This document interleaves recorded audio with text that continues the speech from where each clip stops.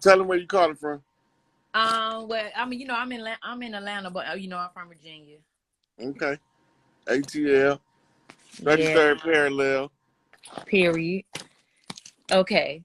So I'm opening up the black book. I just got a couple of questions because I know you got a long line. Yeah. Okay, so when you was talking about the Moors, it's like the Moors was like, why are we are we the feathers and they the FEZZES? Why do people claim to be Moors? Because in the Conjure War, we had to take their FEZZES by education and learning while we had amnesia.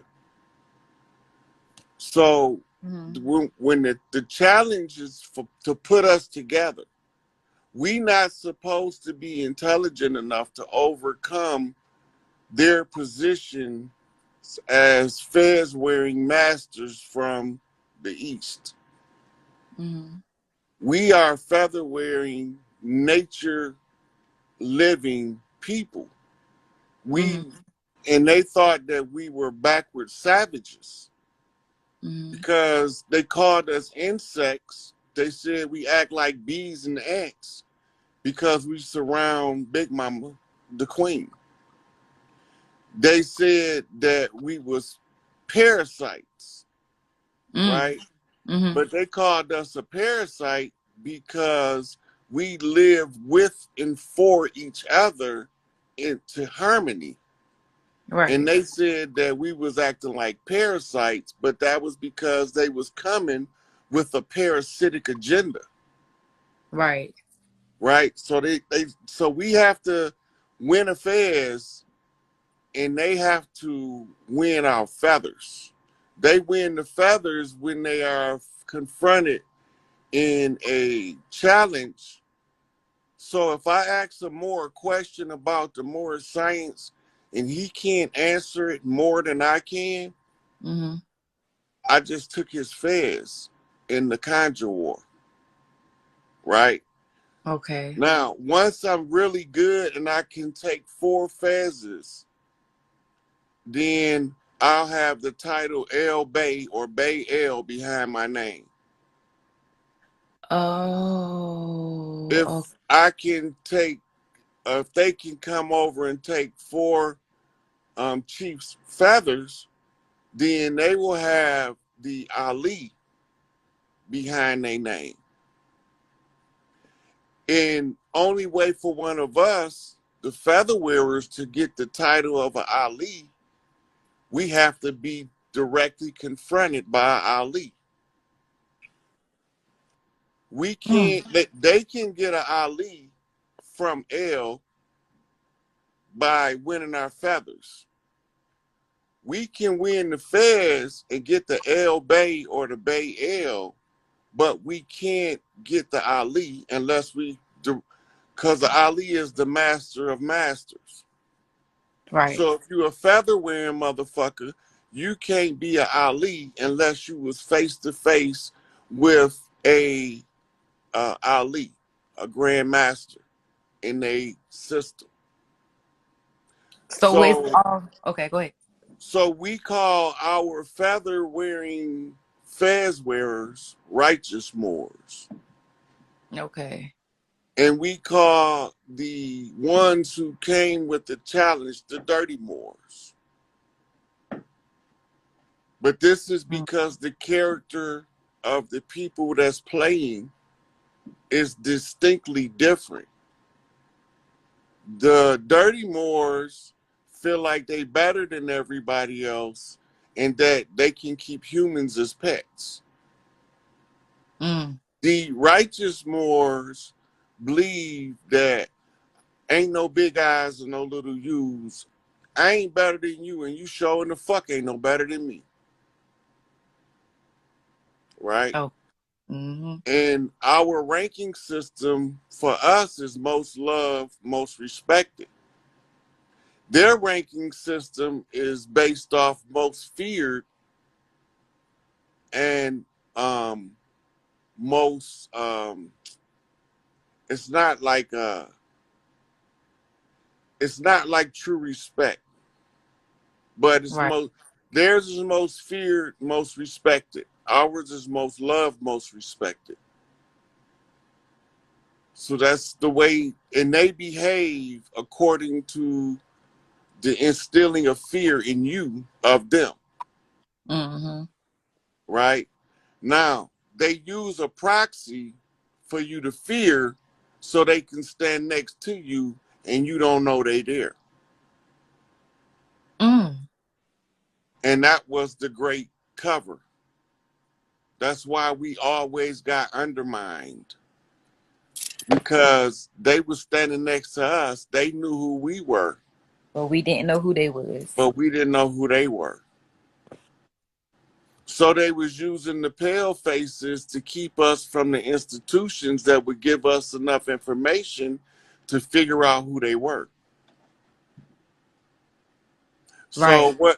what we had to do in response was overrun a institutions with friendly pale faces that would put the secrets in the public so the chiefs can find out what happened.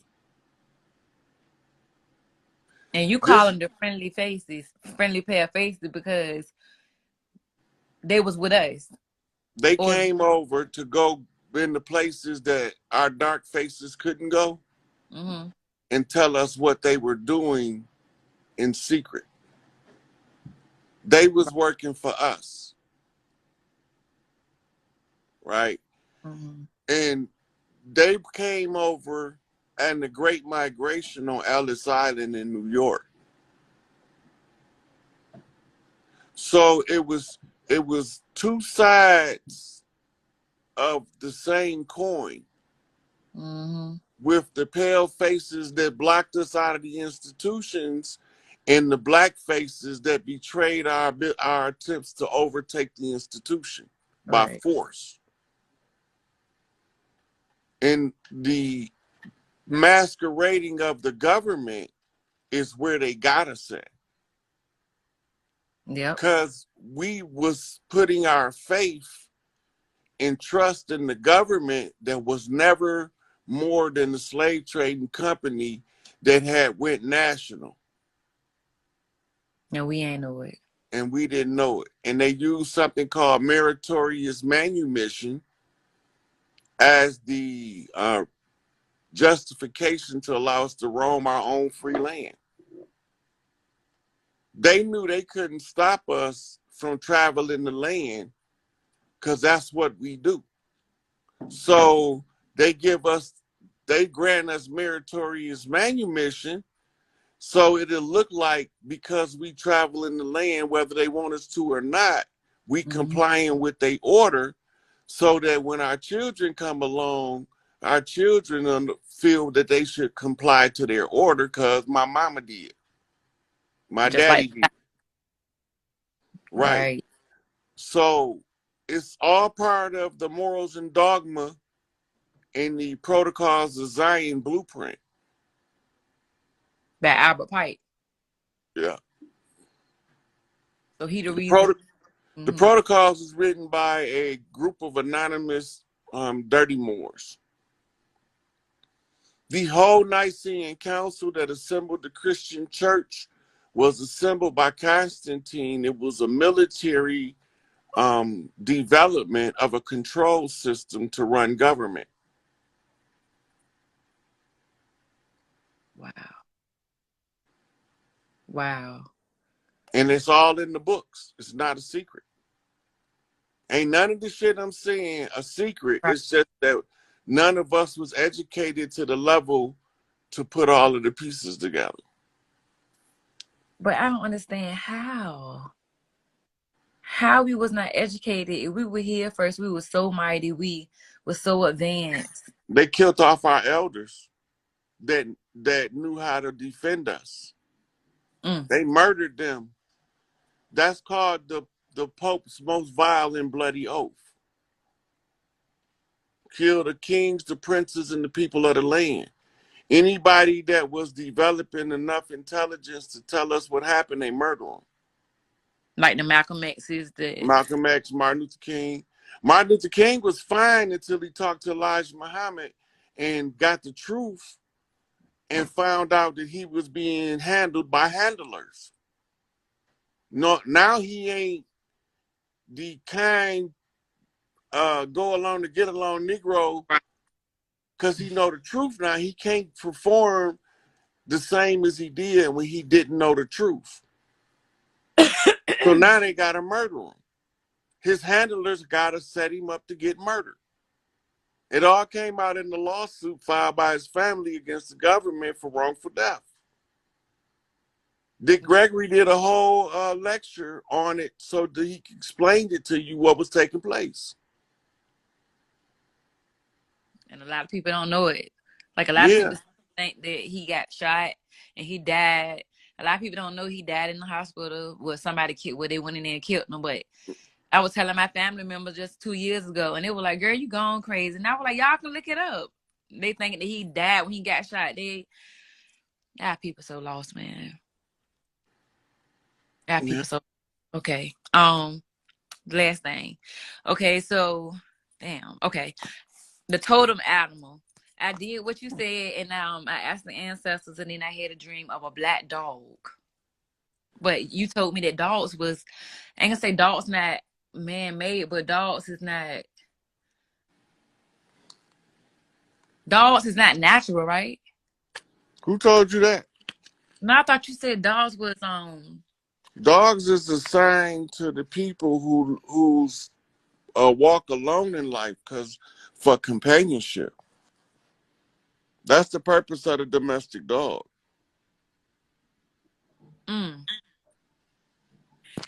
Okay.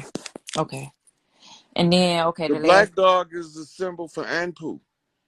So if that's your totem animal, then Anubis is your guardian saint for your bloodline, for your family.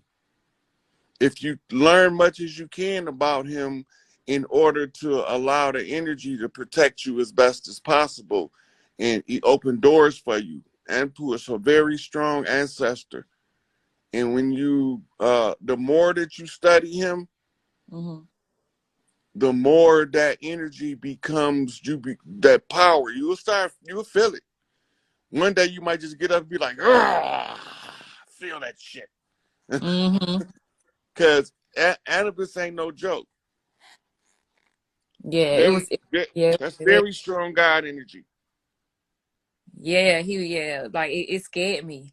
When I asked for, I was like, "Can you please show me what my totem animal is?" And then I had a dream. Somebody was holding the dog, and the dog was looking at me. And then he like latched on to me. And so they pried his hands off, and he looked at me like, "I'm not gonna bite you. You asked who I was. I'm showing you." And then the dog didn't bite me. And then he was just looking at me like, "I'm here. You asked for me." And then when I woke up, and then it came to me, I was like, "I did ask." Oh, it blew me. But I was like, but I thought a dog was. Also, your familiar is your pet. In your energy field, that dog, if whatever breed it is, if you want him to walk with you in the real life, you get a puppy that's that breed. Yeah, it looked like a Rottweiler. It was all black, and I think it had like a little bit of brown. So yeah, that's a Rottweiler, right? It's possible. The same black and tan as the Doberman is that color too. And you have you also have pit bulls that's closer to that build, but they come in those colors too. Okay. Last thing. You told me all that. Okay. The 48 chromosomes. I remember you were saying something about the chromosomes. You were saying, then what was you saying about them chromosomes? And you were just talking about it too. Because I was like, I think you said 47 chromosomes. 47 is Down syndrome. Right.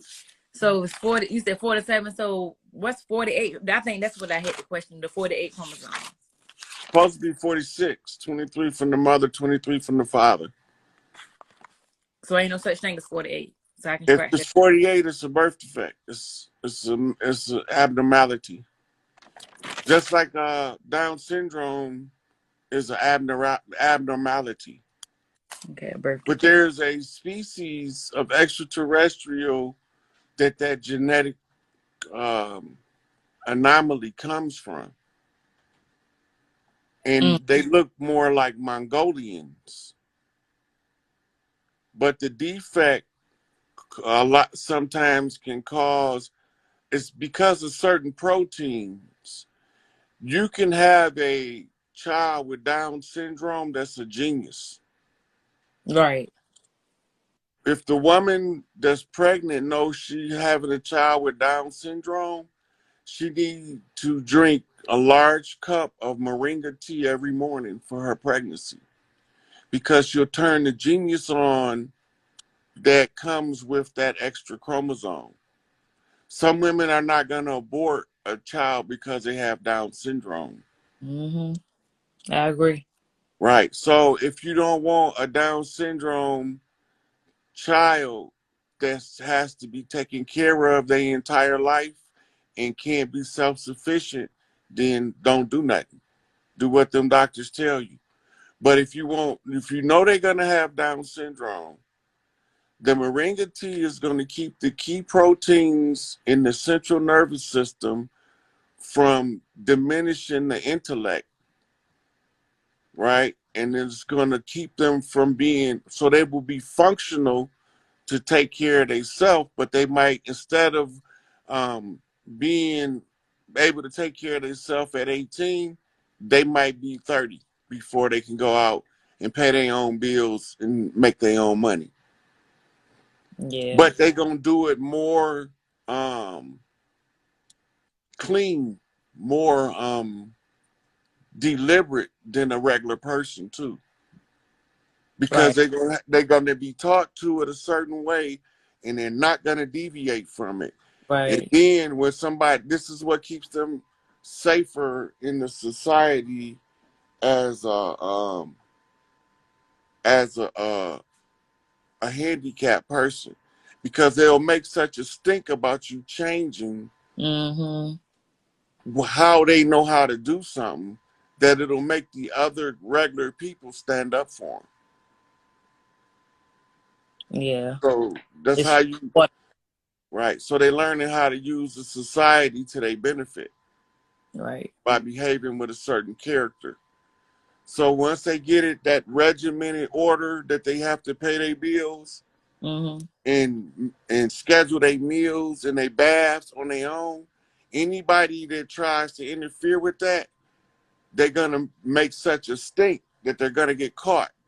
Because anybody that's trying to interfere with that, instead of assist it, is trying to take advantage of them.